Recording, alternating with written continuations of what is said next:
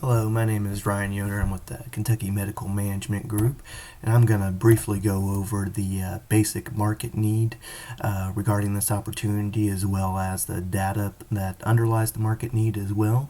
So I'm just going to get started here real quick and jump right in. So kind of the fundamental market need that the opportunity is really taking advantage of is the fact that more and more people are demanding more convenient healthcare while maintaining the quality of healthcare at the same time, which has proven pretty tricky even with the technology we have nowadays. M-Health or mobile health is kind of one trend that's trying to take advantage of the convenient opportunity. And what M-Health essentially is consultations or meetings with physicians via mobile devices, whether it be smartphones, computers, webcams, things like that. And the problem that's kind of running into right now is HIPAA has very stringent standards when it comes to patients' privacy and confidentiality, with the privacy rule and the security rule. So, companies are having to invest quite a bit of money in their cybersecurity funds to actually protect patient information that travels via wireless communication. And at least with mobile health, going directly to the person's locations kind of avoids that while still getting the convenient health care that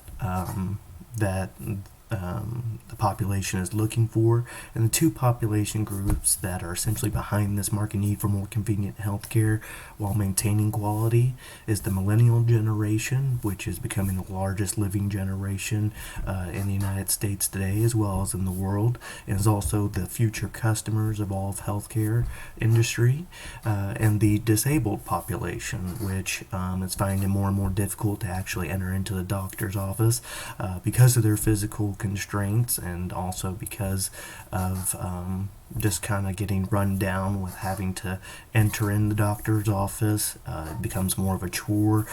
They're less likely to do it and actually keep up with the health practices and preventive health practices that they need to in order to avoid future illnesses and further compound their health issues.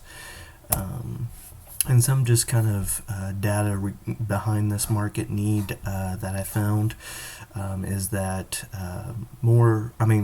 time constraints seems to be one of the major reasons why people avoid medical care in the first place. It was actually the third most listed reason for avoiding medical care, behind high cost and just a negative perception of seeking medical care, meaning just feeling like a burden or not wanting to go into the doctor's office because, oh, I'm not that bad.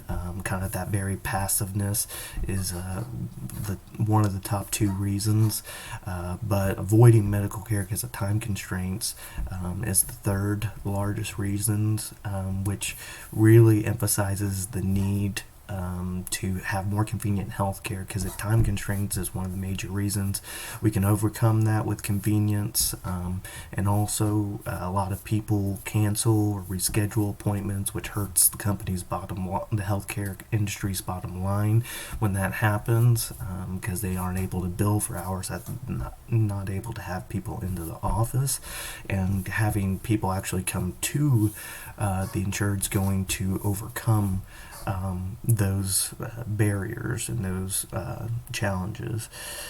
And also, it's interesting that even with people wanting more convenient health care and millennials liking or reverting to non-traditional forms of health care by going over the internet, people still overall prefer face-to-face consultations. It increases the quality of health care, especially for the first consultation regarding a new issue. And it also establishes trust between the patient and the client, which in the healthcare industry, we have to not just attend to the physical needs, but we need to attend to the emotional and psychological needs as well, which only in-person visitations could provide. And also, of course, as I mentioned before, having it face-to-face completely avoids any potential HIPAA violations and therefore litigation and liability. And also, as the healthcare market as a whole, you're seeing a very steady growth of 4% right now in the most recent year, and that's going to actually increase over the next few years to 5.5%. So this market growth is actually projected to increase as a rate, and also health expenditures across the world have increased. Out-of-pocket health expenditures have increased as well for individual people. There's only a select few markets across the world that you're seeing reductions or stagnant growth, which those tend to be kind of third world countries, and they're not geographically clustered. So I mean, it may be more of internal politics or something else going on kind of in those regions, but as a whole across the world, as well as in the United States, healthcare expenditures continue to rise at a steady pace. And at least with the research that I did, there's only about 2,000 mobile health clinics throughout the United States, spread over a wide geographic region.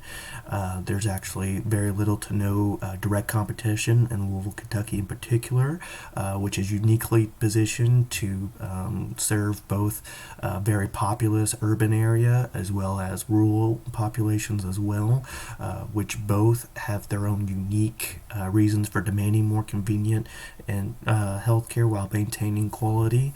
And also, as I mentioned, millennials are becoming the largest living generation, and as they become more and more of the marketplace and become older in age, the importance of convenient healthcare is only going to continue to increase.